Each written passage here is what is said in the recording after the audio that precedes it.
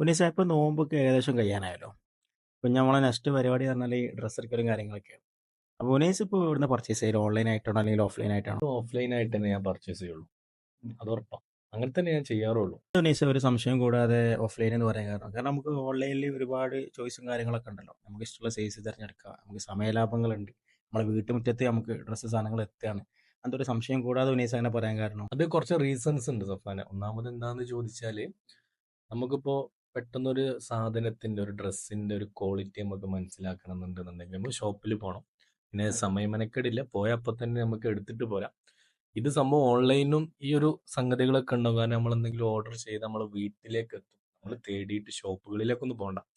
പക്ഷെ കാര്യമായിട്ട് ഞാൻ എൻ്റെ ഒരു മെന്റാലിറ്റി വെച്ചിട്ടാണ് ഞാൻ പറയുന്നത്. ഇപ്പൊ എല്ലാവർക്കും ഇങ്ങനെയാണെന്ന് പറയാൻ പറ്റില്ല. ഈ ഒരു കോവിഡിന് ശേഷം എസ്പെഷ്യലി അതിന് ശേഷമാണ് നമ്മൾ ഒരുപാട് പ്രശ്നങ്ങൾ നമ്മളെ കേരളത്തിന് നമ്മുടെ നാടിനൊക്കെ കൂടെ പിടിക്കാൻ ഒരു ബാക്ക് ബോൺ ആയിട്ട് നിന്നിട്ടുള്ളത് ഈ ഓഫ്ലൈൻ ആയിട്ട് കച്ചവടം നടത്തുന്നത്. അത് ഡ്രസ്സ് എന്നല്ല, എല്ലാ തരത്തിലും നമ്മുടെ നാട്ടിൽ ഷോപ്പുകൾ ഇട്ട് കച്ചവടം ചെയ്യുന്നവരാണ് നമുക്ക് സഹായങ്ങളൊക്കെ ആയിട്ട് തരും.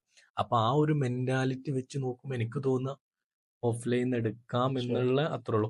ഡ്രസ്സ് എന്നല്ല, ഏത് സാധനങ്ങളും, അത് പലചരക്ക് സാധനങ്ങളായിക്കോട്ടെ, മറ്റു ഏത് പാത്രങ്ങളും മറ്റു ഏത് സംഗതികളായാലും അത് ഒന്നും കൂടി നമ്മൾ ഓഫ്ലൈൻ വഴി വാങ്ങുമ്പോൾ അത് നമ്മളെ നാടിന് നമുക്ക് പോലും അത് ഉപകരിക്കും. അത് നമ്മുടെ ബാക്ക് ബോൺ ആയിട്ട് ടാക്സ് കാര്യങ്ങൾ അതിലേക്ക് നമ്മൾ അതിനെ കുറിച്ചൊന്നും പറയണ്ട. ഇത്രേ ഉള്ളൂ സംഭവം. ഇത് കൊണ്ടാണ് ഞാൻ ഓഫ്ലൈനിൽ ഡ്രസ്സ് എടുക്കുക എന്നുള്ള ഒരു മെന്റാലിറ്റി എനിക്കുള്ളത്.